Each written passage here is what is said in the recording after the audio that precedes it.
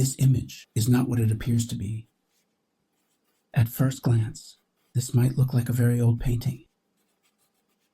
In fact, it is a photograph by the contemporary artist Cindy Sherman, created in 1990. This work is from Sherman's History Portrait series. In this photograph, Sherman appropriates an image by the 17th century Italian painter Michelangelo Merisi da Caravaggio.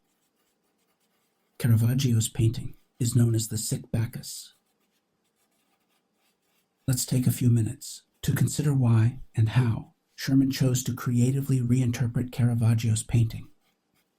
A careful comparison of these works uncovers several of the parallels that Sherman strategically developed between the 17th century painting and her own 20th century photograph. The first commonality between these images is that they are both visual records of performances. Caravaggio has depicted himself as Bacchus, the Roman god of wine, and Sherman has depicted herself as Caravaggio in the role of Bacchus. Neither of these works are traditional self-portraits, because both artists are impersonating the appearance of a different character. Furthermore, both Caravaggio and Sherman employ the strategy of creative role-play in order to critique the ways in which our sense of identity is shaped by certain cultural narratives.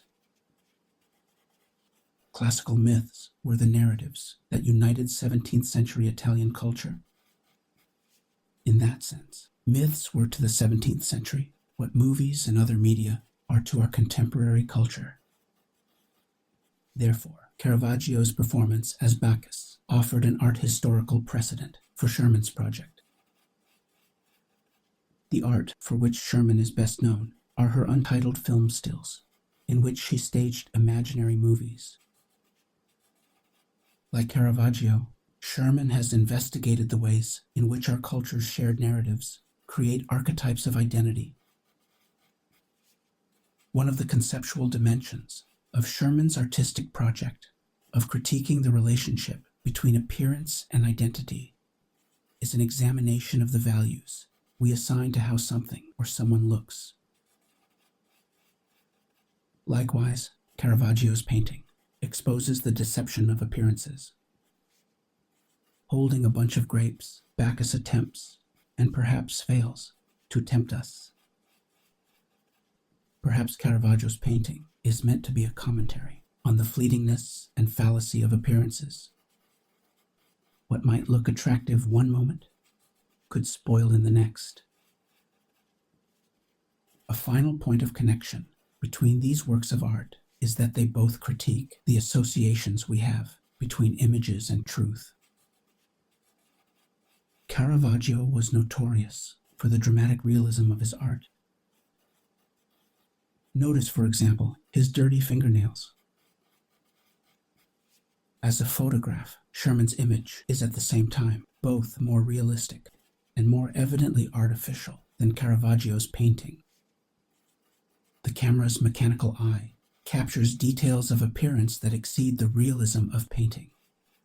And yet, at the same time, the realism of the photographic image exposes how the grapes that Sherman holds are plastic props. Part of the power of the photographic image is that we want to believe what we see. Even when a photograph is clearly staged, it still challenges us to accept it as true.